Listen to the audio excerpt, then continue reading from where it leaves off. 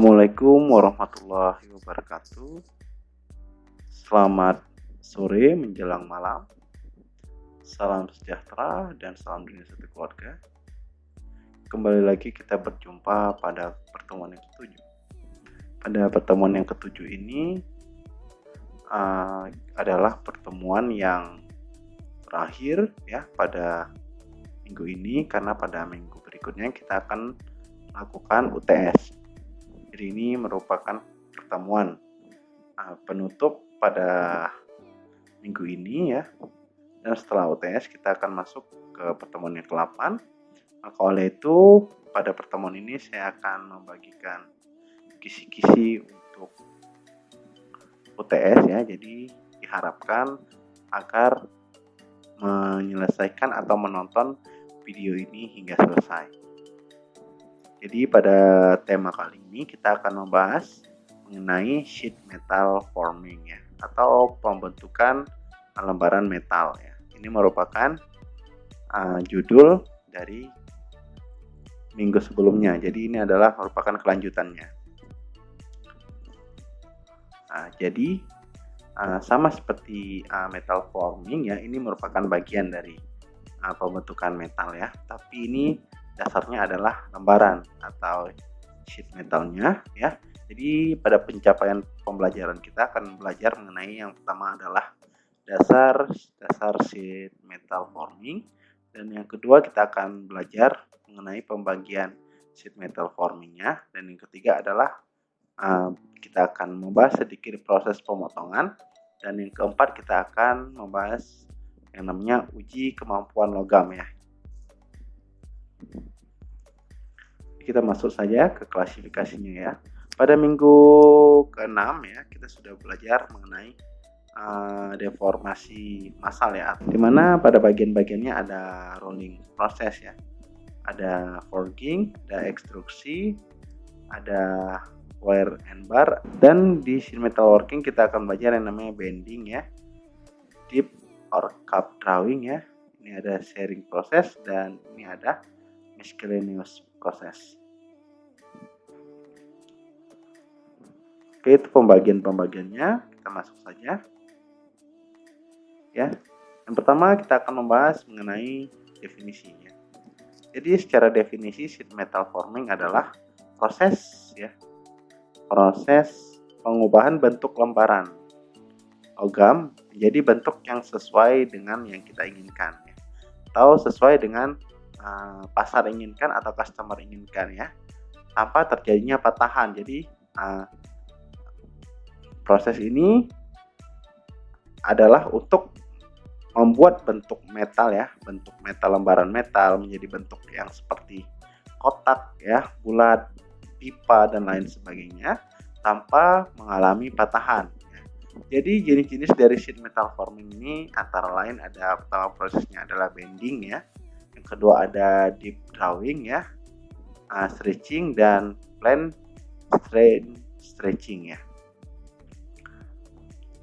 Kita jelaskan satu-satu. Yang pertama di sini ada bending ya.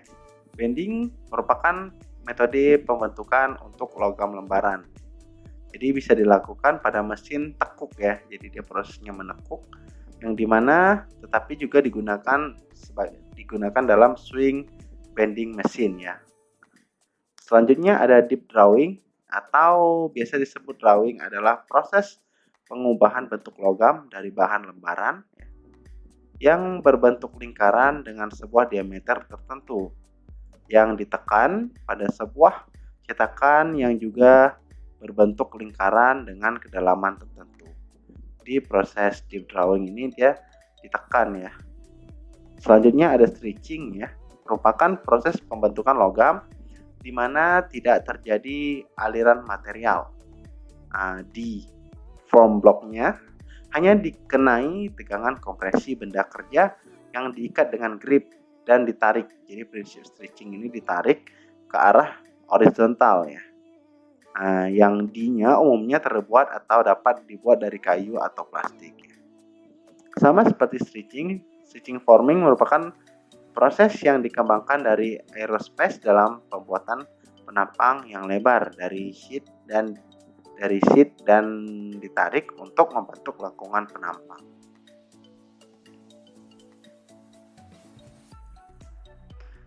Jadi ini merupakan pembentukan sheet metal ya, yang dimana banyak produk yang dihasilkan dari proses pembentukan sheet metal ya, atau lembaran logam, kebanyakan dari low carbon steel ya, contohnya seperti aluminium.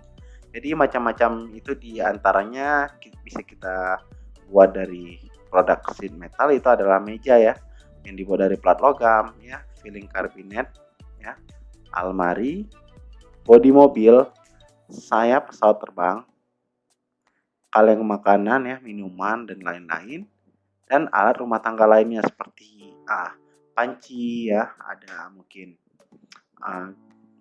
sendok dan lain sebagainya. Jadi dalam kehidupan kita sehari-hari, sebenarnya produk sheet metal ini dapat kita jumpai ya dimanapun ya, seperti bendanya seperti ini ya, ini, dan bahkan untuk komponen-komponen komputer juga menggunakan produk sheet metal ya. Kemudian produk-produknya juga biasanya kalau kita lihat ya, ini kan merupakan rangka-rangka komputer ya, PC yang dimana kalau kita tahu ini ada ornamen-ornamen untuk merakit PC, kemudian ada kaleng juga, kaleng-kaleng minuman, kaleng susu, dan ada peralatan-peralatan lain yang digunakan kuliner atau mungkin pembuatan makanan dan lain-lain. Ya, jadi keunggulan sheet metal forming dibandingkan casting dan forging. Ya, jadi keunggulannya yang pertama adalah untuk produk kecil dan ringan ya. Bentuk produknya bisa bermacam-macam ya. Biaya produksi lebih murah. Material mempunyai kekuatan dan mampu dibentuk atau bahasanya formability yang baik ya, umumnya low carbon steel. Ya, untuk penggunaan di pesawat terbang dan aerospace umumnya menggunakan aluminium dan titanium. Ini contohnya ya, aluminium sheet metal ya. Ini dalam lembaran besar ya yang digumpalkan. Selanjutnya, ini ada proses sheet metal ya. Ada namanya proses shearing atau potong ya. Jadi sheet metal yang akan dibentuk biasanya berasal dari gulungan coil ya. Coil sheet metal ya.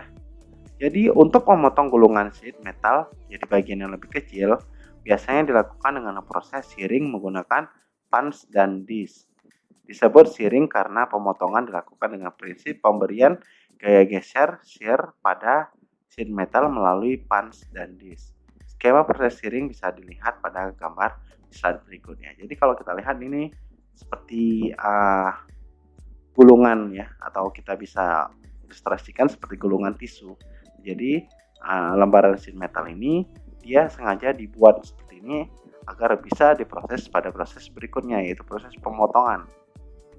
Jadi prosesnya di sini ada yang namanya punch and die, yang dimana kalau kita lihat seperti namanya punch ya, berarti tumbukan. Jadi ada plat atau besi dari atas, lalu kemudian dijatuhkan ya, atau dijatuhkan dengan searah gravitasi. Ini mempunyai gaya besaran. Kemudian pas ini yang gayanya lebih besar daripada penampangnya, dia akan melakukan yang namanya pukulan sehingga membuat retakan ya. Ada crack di sini sehingga nanti dia itu akan menjadi lembaran atau batangan plat ya, atau logam yang sudah terpisah dari lembarannya. Kemudian di sini ada decutting operation ya.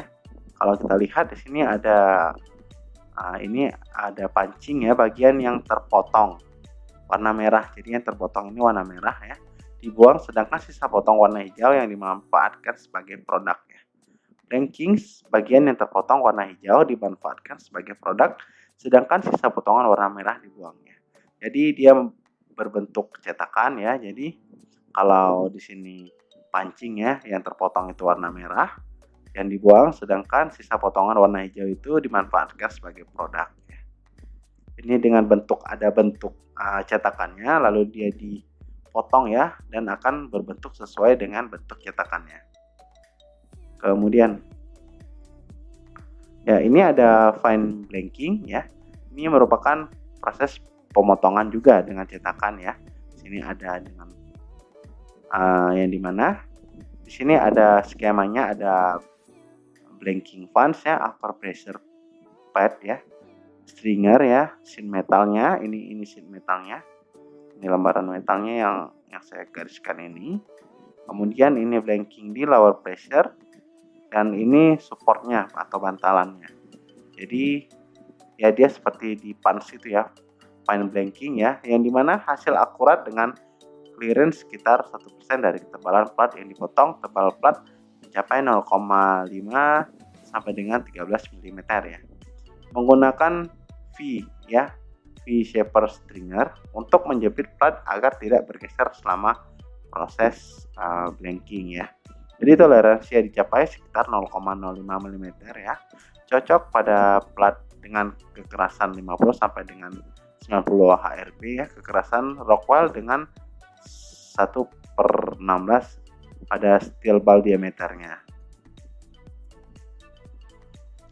Kemudian kita masuk ke proses bending ya. Proses bending adalah proses pembengkokan lembar logam ya. Misalnya tadi pada awal, misalnya saya mempunyai lembar logam yang lurus ya. Kemudian ada sebuah punch atau pukulan ya, atau plat logam dari atas kita jatuhkan ya, kemudian dia akan mengikuti wadahnya, maka dia akan berbentuk V ya. Nah, sebelum kita melakukan itu, kita harus tahu dulu jenis logam itu memang bisa dibengkokkan atau tidak ya. Jadi kebanyakan logam itu dia ada jenis-jenis yang bisa dibengkokkan, ada juga yang tidak bisa dibengkokkan. Kalau dia tidak bisa dibengkokkan, maka dia akan nick atau patah ya. Ada crack, kepatahan yang akan menyebabkan logam itu menjadi pecah-pecah lalu rapuh ya. Sedangkan yang proses satunya lagi ya, ini berbeda dari sebelumnya, yang dimana punch-nya ini berada di sisi sampingnya. Jadi dia tidak membentuk yang namanya pembengkokan dari tengah, tetapi dia membentuk ujungnya agar berlipat seperti ini ya. Nah, jadi dia memukul dari dijatuhkan plat logam dari atas ya, kemudian dia akan memukul bagian lembaran logam dan akan membengkokkan logam tersebut. Selanjutnya ya, ini ada proses drawing.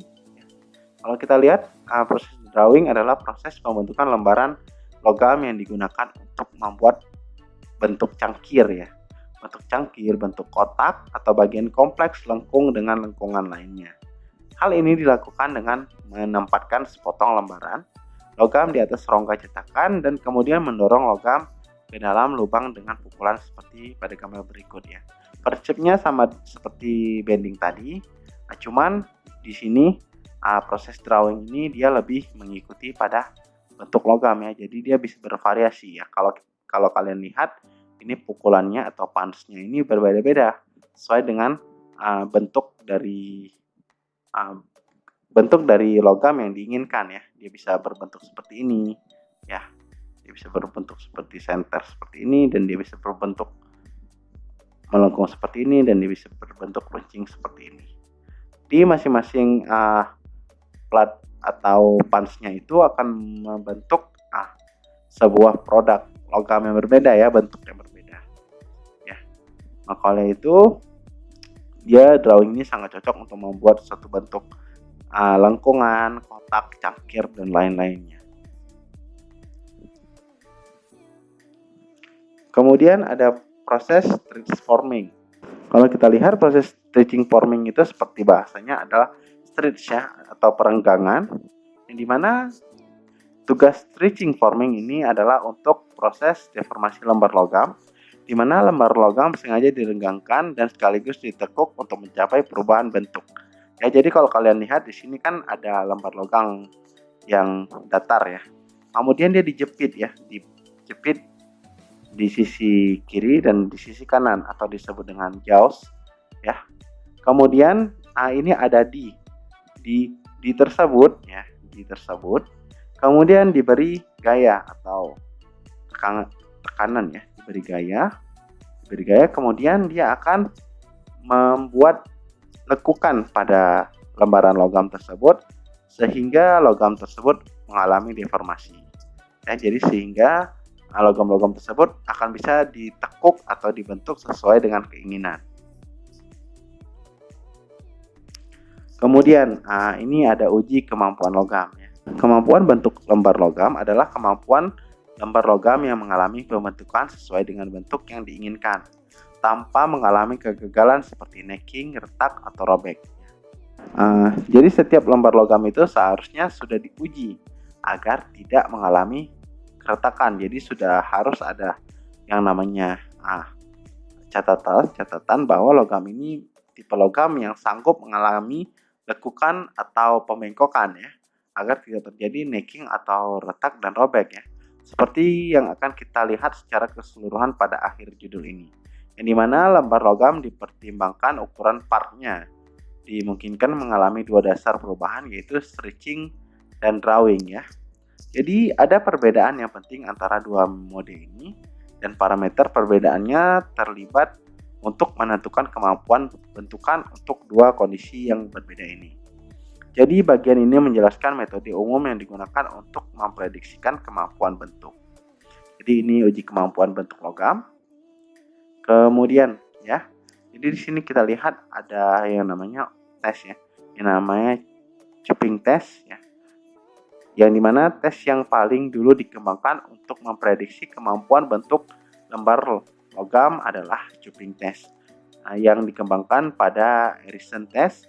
Lembar spesimen dicekam ya, dicekam seperti ini lembar spesimennya ya, dicekam pada spesimen ini ya, dicekam ya kalau kalian lihat. Kemudian di antara dua bulatan di yang rata dan bola baja atau punch yang dibuat ditekan pada lembaran sampai mulai retak untuk dimunculkan pada spesimen yang di stretching. Kedalaman punch pada daerah yang mengalami keretakan adalah sebuah ukuran dari kemampuan pembentukan lembar logam.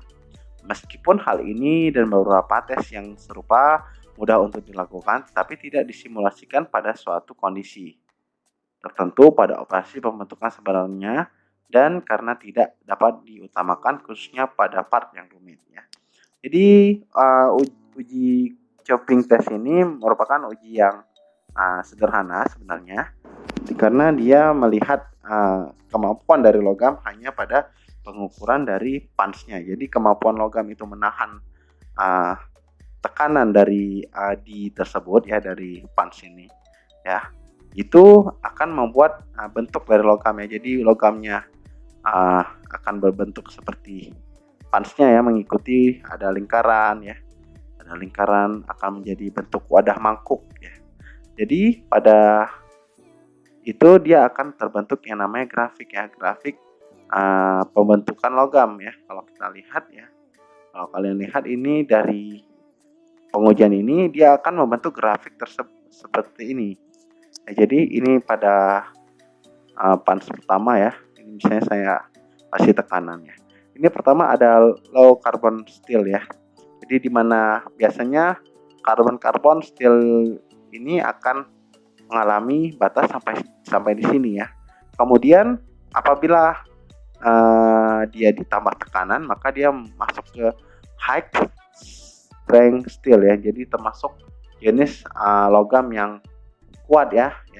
Kemudian setelah kita tambahkan lagi tekanannya, maka dia memasuki aluminium alloy ya. Jadi aluminium alloy ini hanya digunakan di velg ya. Jadi yaitu memang secara pengujian merupakan logam-logam yang tahan terhadap tekanan ya.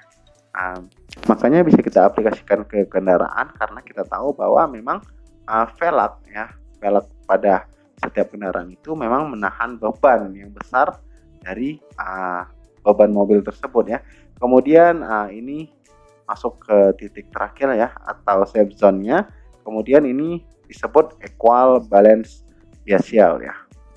Ini merupakan pengujian dari yang namanya cupping test, yang dimana digunakan untuk mengukur kekuatan dari lembaran logam tersebut, agar lembaran logam tersebut bisa digunakan dan diimplementasikan pada objek-objek yang diperlukan oleh proses industri dan bahkan untuk kehidupan atau kegiatan aktivitas manusia.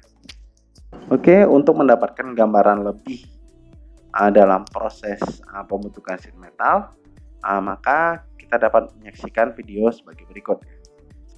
In most shearing operations, the edges of two knives, a fixed lower blade and a vertically moving upper blade, meet progressively from one side of the workpiece to the other to shear the material like ordinary hand shears.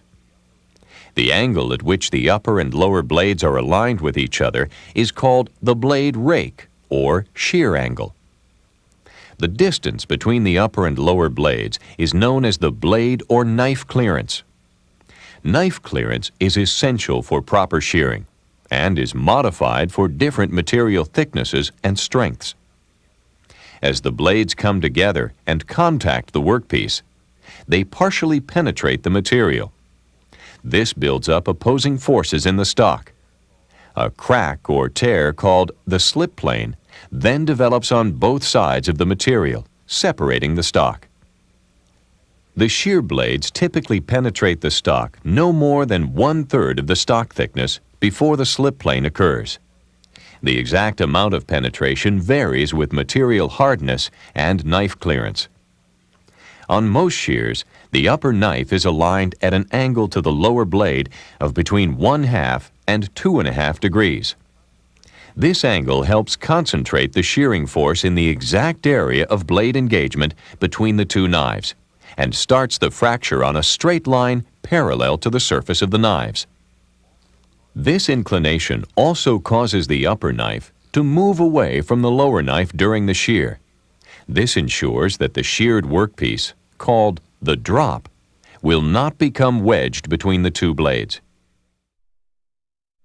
Bending is a method of producing shapes by deforming the metal beyond its yield point, which is the material's capability to resist permanent deformation, but not past its ultimate tensile strength, which is the metal's ability to resist tearing. The forces applied during bending are in opposite directions, just as in shearing. The bending forces, however, rest between the material's yield point and its tensile strength. In shearing, the forces used are well above the material's tensile strength. As the part is bent, it undergoes a distortion so that the material outside the bend is forced to stretch under tension, and the material inside the bend is forced to compress. Between the tension and compression zones is an area where the material is neither forced to stretch nor to compress. This is called the neutral axis. The neutral axis is important since bending operations are calculated from its location. The extent to which a material deforms, whether in compression or tension, is proportional to the material's perpendicular distance from the neutral axis. The principal terms used to describe bending on press brakes are bend allowance, bend angle, bend radius, and spring back. Bend allowance is the pre-bent length of material that must be included in a blank to allow for any deformation that occurs due to the bending operation. The bend angle is usually the included angle of the bent workpiece.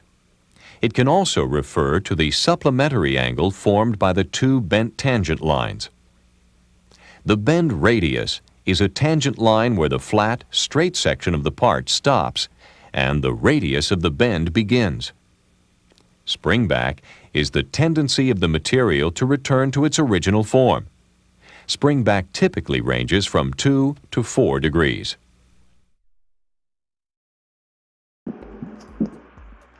Oke, mungkin karena ini adalah pertemuan kita yang ketujuh ya, jadi saya akan membagikan kisi-kisi ya, kisi-kisi yang akan keluar pada UTS ya.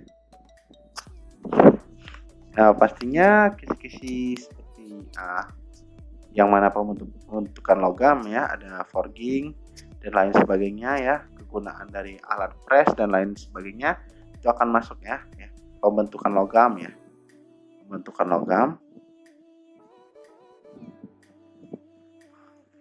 logam itu akan masuk ke UTS ya, pembentukan logam.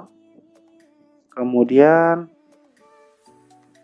ya sheet metal ya, forging ya, sheet metal forming ya juga akan masuk kan, lembaran-lembarannya ya, itu akan juga masuk ke dalam ujian ya. Kemudian ada beberapa lagi ya, seperti mungkin cermen dan keramik ya, itu akan masuk ya, cermen dan keramik.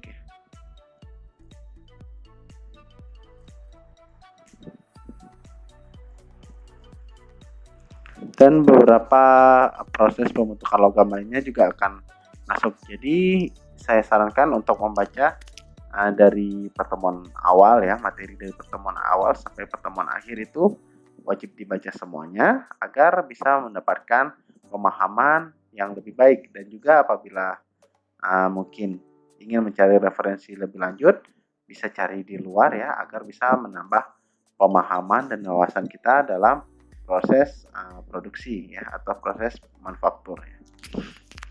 Mungkin dalam pengerjaan UTS ya, saya berharap agar lebih teliti dalam membaca soal ya, dimana kalian bisa melihat dulu atau mencerna dulu makna dari kata-kata tersebut sehingga tidak ada poin-poin yang miss ya, atau tidak terisi.